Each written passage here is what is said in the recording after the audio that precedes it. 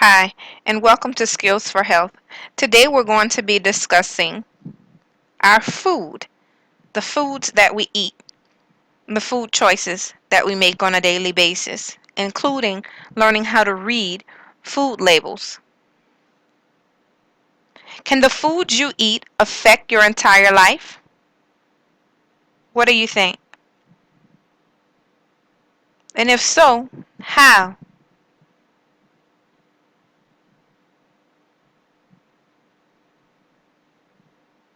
Think before you swallow. Objectives. Your objectives are to be able to read and interpret food labels, determine what food label claims mean, and identify influences on food choices by the end of this recording.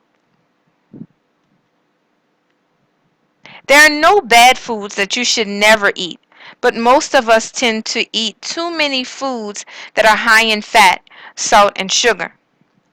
Too much sugar can lead to heart disease. Too much salt can lead to cancer. Too much fat can lead to diabetes or osteoporosis. Since we're not born knowing which foods are healthy and which are unhealthful, learning something now is not a bad idea. After all, living longer and enjoying a better quality of life are pretty good rewards for changing potentially unhealthy habits now. The Dietary Guidelines for Americans provides us with a good foundation for healthy eating. It tells us about food labels and the nutrition data on them. Have you read a food label lately? Food labels can be found on the wrappers or containers that your food is in. When you see terms like low fat, low carb, cholesterol free, or good source, what do these claims actually mean? Where do your food preferences, what you like, come from? Why do you eat the food you eat? Are you influenced to eat certain foods by your friends, your family, or by what you see on television?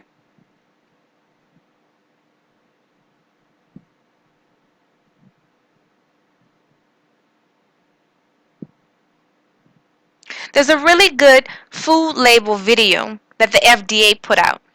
You can find it by doing a simple Google search. Let's start here with learning how to read a food label. Note the serving size. It's in purple. How many servings are in this package? Well, the serving size is one slice, and they have 6 servings or 6 slices in this package. Check the total calories per serving. So for one slice, the total calories are in green, 160. 90 of those calories come from fat. If you double the servings you eat, you double the calories and the nutrients, including the percent DV, or the percent daily value. The percent daily value is how much you should have for each vitamin, nutrient, fat, carbohydrate, cholesterol, protein each day. You see the turquoise, the bluish portion? It says that you need to limit these nutrients, which are fat, cholesterol, and sodium. And it says that you need to make sure you get enough of the ones in yellow: dietary fiber and your vitamins and minerals: vitamin A, vitamin C, calcium, iron, riboflavin, thiamine, and niacin in this particular product. Remember, you need to limit your total fat to no more than 56 to 78 grams a day, including no more than 16 grams of saturated fat, less than 2 grams of trans fat, and less than 300 milligrams or mg cholesterol for a 2,000 calorie diet.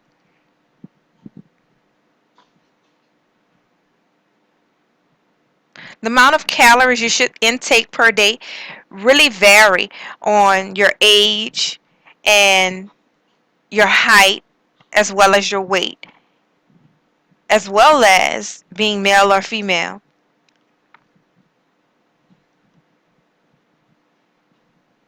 Defining some food label claims.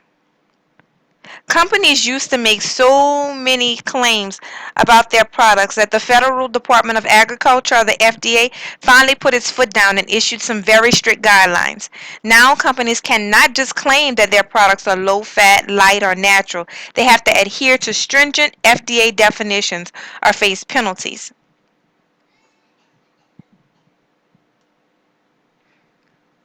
So, what is a healthy claim? High, organic, fat free. If something is low in both saturated and unsaturated fat and has no more than 60 milligrams of cholesterol per serving, it's considered to be. Can you guess it?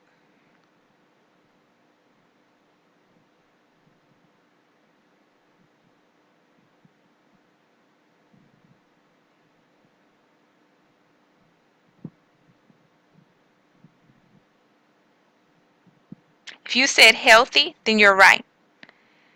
Must contain fewer than 0.5 grams of fat per serving. What would your guess be? If you said fat free, then you're correct. Must supply at least 20% or more of the daily value of a particular nutrient per serving. Correct. High. And last but not least, it's organic if it's produced by farmers who emphasize the use of renewable resources, conservation of soil and water to enhance environmental quality for future generations. They grow without most conventional pesticides and without fertilizers that are made with synthetic or fake ingredients, bioengineering, or ionizing radiation. This is very important. You should always look at your food and the labels that are on it for sell by date. This is the date that the product should be sold by, but it can be stored at your home past this date, maybe by freezing it. Best if used by. Products should be used by this date to ensure their quality and freshness. Expiration date. This is the deadline after which products should not be used and should be discarded. The USDA stepped in again and approved a list of health claims or links between specific nutrients and diseases or conditions that manufacturers can put on their products if they meet the strict criteria. Something can say it has calcium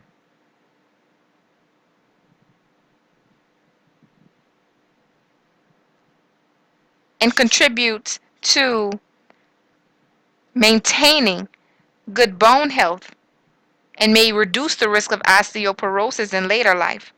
This type of food product has to be high in calcium, which does not have more phosphorus than calcium, and it can make the statement.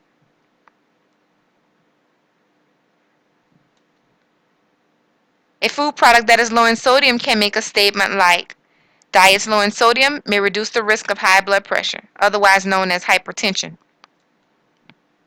A food product that is low in fat can make a statement like, a diet low in fat may reduce the risk of some cancers. A food product that is low in fat, saturated fat, and cholesterol can make a statement like, while many factors affect heart disease, diets low in saturated fat and cholesterol may reduce the risk of the disease. A food product that is low in fat, saturated fat, and cholesterol and has at least 0.6 grams of soluble fiber without fortification can make a statement like, diets low in saturated fat and cholesterol and rich in fruits, vegetables, and grains can contain soluble dietary fiber, may reduce the risk of heart disease. A fruit or vegetable that is low in fat and a good source of vitamin A, vitamin C, and dietary fiber can make a statement like, low-fat diets rich in fruits and vegetables may reduce the risk of some cancers.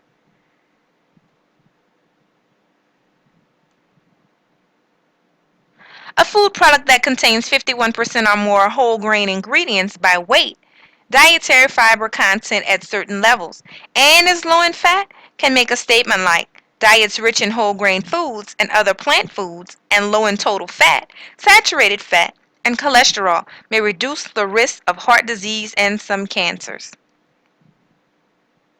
A food product that is a good source of potassium, low in sodium, low in total fat and saturated fat, and low in cholesterol can make a statement like diets containing foods that are a good source of potassium and that are low in sodium may reduce the risk of high blood pressure and stroke. Understanding our food choices. Do you eat when you are angry or bored? Think about it. Do you eat more at family events than you do on a regular day at home? Think about Christmas and family reunions. Do you seem to feel hungry when you are watching television? Do you eat more junk food when you are hanging out with your friends and eat healthier food with your family? Influences are all around you every day. Without ever being conscious of them, they can determine the food you choose to eat as well as the amount if you let them. Eat well with your family and teachers, but not with your friends.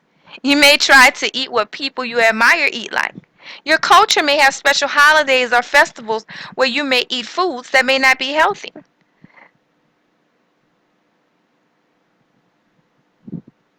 You might see some ads that make you want to try a certain food, or coupons or sample tastings might draw your attention. Less expensive foods tend to lack nutritional value. Convenient products get purchased really often. Sometimes people even eat more or none at all when they're upset or bored. Do you all remember the types of influences? Internal and external. Your family, friends, peers, and teachers would be an external influence. So would your role models, your cultural background, media messages or ads. Products marketing techniques can draw you in to make you want to purchase or taste certain foods. The way a product is packaged, its price, its availability, and your internal moods and emotions all influence your food choices. Please complete your calendar. You can find your calendar on your course homepage and your Skills for Health course. If you need to contact me, please do so by Kmail first, aturner@lavirtual.org, or if you go to your Kmail, you can search my name, or by phone 504-322-7543. Thanks for joining me today. To log that you have watched this recording, you can go to http://tinyurl.com/hsclassrecordings. The link that is provided on the screen. Your password is rigatoni.